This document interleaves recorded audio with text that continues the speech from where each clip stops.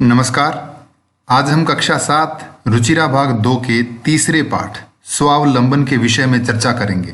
इस पाठ में संख्यावाचक शब्द, तत्शब्द, एतत् शब्द व समय सूचक शब्दों के विषय में बताया गया है। प्रस्तुत है पाठ स्वावलंबन। स्वावलंबन का अर्थ है आत्मनिर्भरता। आइए पढ़ते हैं पाठ स्वावलंबन। कृष्णमूर्ति ही श्रीकंठश्च मित्रे आस्ताम्। कृष्णमूर्ति ही यानी कृष्णमूर्ति, श्रीकंठश्च च यानी और, श्रीकंठ, कृष्णमूर्ति और श्रीकंठ मित्रे आस्ताम मित्र थे। श्रीकंठस्य पिता, श्रीकंठ के पिता समृद्धः आसीत्। समृद्धः अर्थात धनी यानी अमीर। अतः तस्य भवने, अतः उसके भवन में यानी घर में सर्वविधानि सब प्रकार के सुख साधनानि आसन, सुख साधन थे अर्थात सब तरह की सुख सुविधाएं उनके घर में थी। तस्मिन् विशाले भवने, उस विशाल भवन में अर्थात श्रीकंठ के विशाल भवन में चत्वारिंशत् स्तंभाः आसन। चत्वारिंशत् अर्थात 40, स्तंभाः अर्थात खंभे, आसन यानी थे। तस्य उसके 18 प्रकोष्ठेषु, 18 अर्थात 18 प्रकोष्ठेषु यानी कमरों में, 50 गवाक्षाः 50 खिड़कियां थी। चतुश्चत्वारिंशत् द्वाराणि 44 दरवाजे, षट्त्रिंशत् विद्युत व्यजनानि च आसन। षट्त्रिंशत् अर्थात 36 विद्युत व्यजनानि यानी बिजली के पंखे, आसन यानी थे। तत्र वहां 10 सेवकाः निरंतरम कार्यम कुर्वन्ति स्म। वहां 10 सेवक अर्थात नौकर निरंतर कार्य करते थे अर्थात हमेशा काम करते थे। परम कृष्णमूर्तेः माता पिता च, लेकिन कृष्ण मूर्ति के माता और पिता निर्धनौ निर्धन थे। कृषक दंपति और किसान पति पत्नी थे, यानी कृष्ण मूर्ति के माता पिता निर्धन थे और वे दोनों किसान थे। तस्य गृहम, उसका घर, आडंबर विहीनम अर्थात बिना तड़क भड़क वाला यानी एकदम सामान्य, साधारणंच और साधारण, आसीत यानी था। ये इस गद्यांश से संबंधित सभी कठिन शब्दार्थ। एकदा श्रीकंठः तेन सह, एक बार श्रीकंठ, तेन सह यानी उसके साथ, किसके साथ? कृष्ण मूर्ति के साथ। प्रातः 9 वादने, सुबह 9 बजे, तस्य गृहम अगच्छत्, उसके घर गया। एक बार श्रीकंठ कृष्ण मूर्ति के साथ सुबह 9 बजे उसके घर गया। तत्र वहां कृष्ण मूर्ति यानी कृष्ण मूर्ति ने, तस्य माता पिता च और उसके माता पिता ने, स्वशक्त्या अपनी शक्ति के अनुसार, अपने सामर्थ्य के अनुसार, श्रीकंठस्य श्रीकंठ का आतिथ्यम अकुर्वन्। आतिथ्यम अर्थात अतिथि सत्कार यानी आओ भगत, अकुर्वन् यानी किया। एतत् दृष्ट्वा, यह देखकर, श्रीकंठः अकथयत्, श्रीकंठ ने कहा, मित्र, हे दोस्त, अहम भवताम सत्कारेण, मैं आपके, भवताम अर्थात आपके, सत्कारेण यानी सत्कार से, अतिथि सत्कार से, संतुष्टोस्मि, संतुष्टः प्लस अस्मि यानी संतुष्ट हूं, खुश हूं। केवलम इदम एव मम दुखम, केवल इदम एव, इदम प्लस एव अर्थात यह ही यानी यही, मम दुखम मेरा दुख है, मुझे केवल इस बात का दुख है, यत कि तव गृहे तुम्हारे घर, एकोपि भृत्यः नास्ति, एकोपि अर्थात एकः प्लस अपि यानी एक भी, भृत्यः नास्ति नौकर नहीं है, मम सत्काराय मेरे सत्कार के लिए, भवताम बहु कष्टम जातम, भवताम यानी आप लोगों को, बहु यानी अत्यधिक, कष्टम जातम यानी दुख हुआ, कष्ट हुआ। मम गृहे तु मेरे घर में तो, बहवः कर्म कराः सन्ति, बहवः अर्थात अनेक, कर्म कराः यानी काम करने वाले, सन्ति यानी हैं। तदा कृष्ण मूर्ति ही अवदत्, तब कृष्ण मूर्ति बोला, मित्र, हे दोस्त, ममापि अष्टौ कर्म कराः सन्ति, ममापि, मम प्लस अपि यानी मेरे भी, अष्टौ कर्म कराः सन्ति, अष्टौ यानी 8 कर्म करह यानी काम करने वाले, संति यानी हैं। वे कौन कौन हैं? ते च वे हैं, द्वौ पादौ दो पैर, द्वौ हस्तौ दो हाथ, द्वे नेत्रे दो आंखें, द्वे श्रोत्रे इति और दो कान। मेरे 8 सहायक, 8 काम करने वाले कौन कौन हैं? मेरे 2 पैर, 2 हाथ, 2 आंखें और 2 कान। यहाँ ध्यान देने योग्य बात है, पादः और हस्तः ये 2 शब्द पुल्लिंग हैं, अतः इनके शब्द रूप राम शब्द की तरह चलेंगे। जैसे रामः रामौ रामः, तो हस्तः हस्तौ हस्ताः। नेत्र और श्रोत्र शब्द नपुंसक लिंग है, अतः इनके शब्द रूप फल की तरह चलेंगे। फलम फले फलानि, नेत्रम नेत्रे नेत्राणि। तो कृष्ण मूर्ति ने अपने 8 सहायकों के विषय में बताया कि ये नीचे दिए गए ये 8 मेरे सहायक हैं। ये इस गद्यांश से संबंधित सभी कठिन शब्दार्थ। एते प्रतिक्षणम, एते यानी ये सब। कौन ये सब? ये 8 सहायक, 2 पैर, 2 हाथ, 2 आंखें और 2 कान। ये सब सहायक प्रतिक्षणम यानी प्रतिक्षण, हर पल, हमेशा। मम सहायका, मेरे सहायक हैं, मेरी सहायता करते हैं। किंतु लेकिन तव भृत्या, तुम्हारे नौकर, सदैव हमेशा, सर्वत्र हर जगह, च यानी और, उपस्थिता भवितुम न शक्नुवन्ति, उपस्थित नहीं हो सकते, अर्थात हर समय हर जगह वे तुम्हारे सेवक तुम्हारे साथ नहीं रह सकते। त्वम तु, तुम तो, स्वकार्याय अपने कार्य के लिए, अपना काम करने के लिए, भृत्याधीनः, भृत्य प्लस अधीनः अर्थात नौकरों के भरोसे हो। यदा यदा, जब जब, ते अनुपस्थिताः, वे अनुपस्थित होते हैं, अर्थात जब जब तुम्हारे नौकर तुम्हारे पास नहीं होते, तदा तदा, तब तब, त्वम तुम, कष्टम अनुभवसी, कष्ट यानी दुख अनुभव करते हो, परेशान होते हो।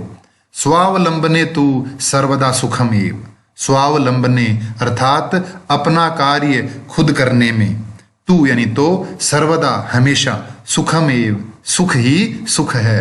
न कदापि कष्टम भवति, न कदापि कभी भी कष्ट न भवति यानी नहीं होता है। श्रीकंठ अवदत्, श्रीकंठ बोला, मित्र हे दोस्त, तव वचनानि श्रुत्वा, तव यानी तुम्हारी, वचनानि यानी बातें, श्रुत्वा अर्थात सुनकर, मम मनसी मेरे मन में, महती प्रसन्नता जाता, महती अर्थात अत्यधिक, प्रसन्नता यानी खुशी, जाता यानी हुई। आपकी बातें सुनकर मेरे मन में बहुत खुशी हुई। अधुना अब, अहमपि, अहम प्लस अपि मैं भी, स्वकार्याणि अपने कार्य, अपने काम, स्वमेव खुद ही, कर्तुम इच्छामि करना चाहता हूँ, अर्थात आज से मैं भी अपने कार्य खुद करूँगा। भवतु चलो। सार्ध द्वादश वादनम इदम, सार्ध अर्थात आधा, द्वादश यानी 12, वादनम यानी बजे, इदम यानी यह, इस समय, द्वादश यानी 12, सार्ध यानी आधा, 12 और आधा 12:30, वादनम यानी बजे, इस समय 12:30 बज गए हैं। सांप्रतम अब, गृहम चलामी मैं मेरे घर जाता हूँ। ये इस गद्यांश से संबंधित कठिन शब्दार्थ। अब हम चर्चा करेंगे अभ्यास कार्य पर। पहला प्रश्न है उच्चारणम कुरुत, नीचे दिए गए शब्दों का उच्चारण कीजिए। विंशतिः, द्वाविंशतिः, चतुर्विंशतिः, पंचविंशतिः, अष्टाविंशतिः, नवविंशतिः, त्रिंशत्, द्वात्रिंशत्, त्रयस्त्रिंशत्, चतुस्त्रिंशत्, अष्टात्रिंशत्, नवत्रिंशत्, चत्वारिंशत्, द्विचत्वारिंशत्, त्रयश्चत्वारिंशत्, चतुश्चत्वारिंशत्, सप्तचत्वारिंशत्, 50। अगला प्रश्न है अधोलिखितानां प्रश्नानां उत्तराणि लिखत, नीचे लिखे गए इन प्रश्नों के उत्तर लिखिए। कस्य भवने सर्वविधानि सुख साधनानि आसन, कस्य भवने यानी किसके घर में, सर्वविधानि सब प्रकार के, सुख साधनानि सुख साधन, आसन यानी थे, किसके घर में सब प्रकार की सुख सुविधाएं थी। श्रीकंठस्य भवने सर्वविधानि सुख साधनानि आसन, श्रीकंठ के घर में सब प्रकार की सुख सुविधाएं थी। कस्य गृहे कोपि भृत्यः नास्ति, किसके घर में कोई भी नौकर नहीं है। कृष्णमूर्तेः गृहे, कृष्णमूर्ति के घर में, कोपि भृत्यः नास्ति, कोई भी नौकर नहीं है। श्रीकंठस्य आतिथ्यम के अकुर्वन्, श्रीकंठ का आतिथ्य यानी अतिथि सत्कार के अकुर्वन् किसने किया। श्रीकंठस्य आतिथ्यम, श्रीकंठ का आतिथ्य यानी अतिथि सत्कार, कृष्णमूर्ति ही, कृष्णमूर्ति ने, तस्य माता पिता च, और उसके माता पिता ने, अकुर्वन् किया। सर्वदा कुत्र सुखम, हमेशा किस में सुख है। सर्वदा स्वावलंबने सुखम, हमेशा स्वावलंबन में अर्थात अपना काम खुद करने में सुख ही सुख है। श्रीकंठः कृष्णमूर्तेः गृहं कदा अगच्छत्, श्रीकंठ कृष्णमूर्ति के घर कब गया। श्रीकंठः प्रातः 9 वादने, श्रीकंठ सुबह 9 बजे कृष्णमूर्तेः गृहं अगच्छन्, कृष्णमूर्ति के घर गया। कृष्णमूर्तेः कति कर्मकराः सन्ति, कृष्णमूर्ति के कितने काम करने वाले हैं, कितने सहायक हैं। कृष्णमूर्तेः अष्टौ कर्मकराः सन्ति, कृष्णमूर्ति के 8 काम करने वाले हैं, 8 सहायक हैं। अगला प्रश्न है चित्राणि गणयित्वा तददः संख्यावाचक शब्दम लिखत, चित्र गिन करके उनके स्थान पर संख्यावाचक शब्द लिखिए। पहला चित्र है, इसे देखें।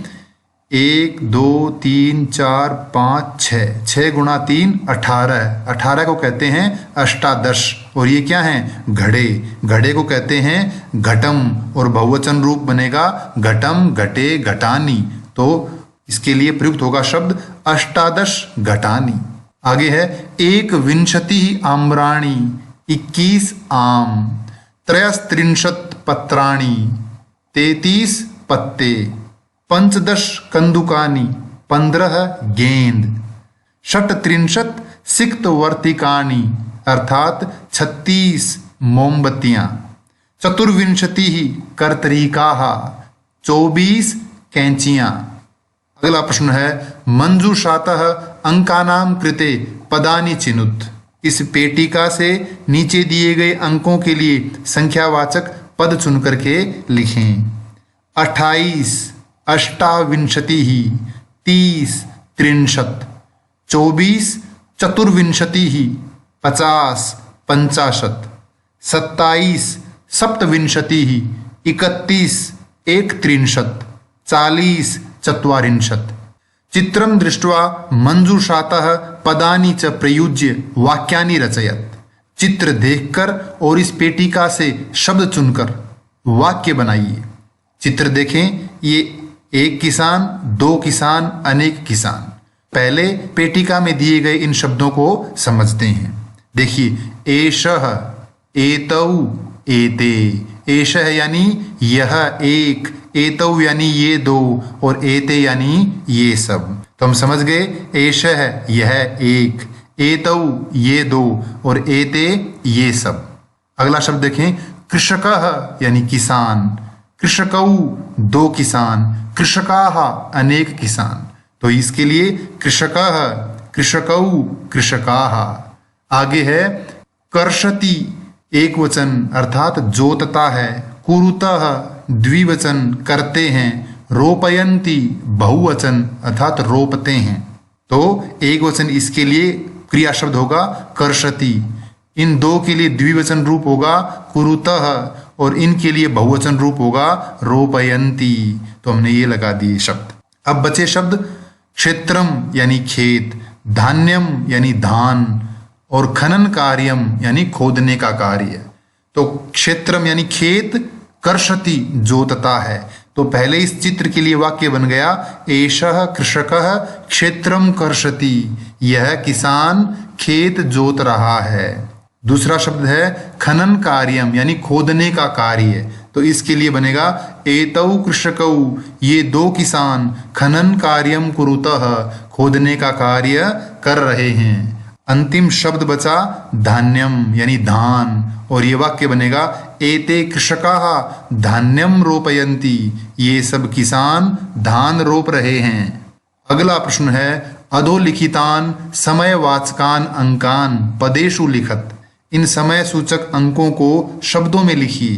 पहला शब्द 10:30, 10:30 वादनम आधे को कहते हैं अर्ध, और 10 को कहते हैं दश, और बजे को कहते हैं वादनम।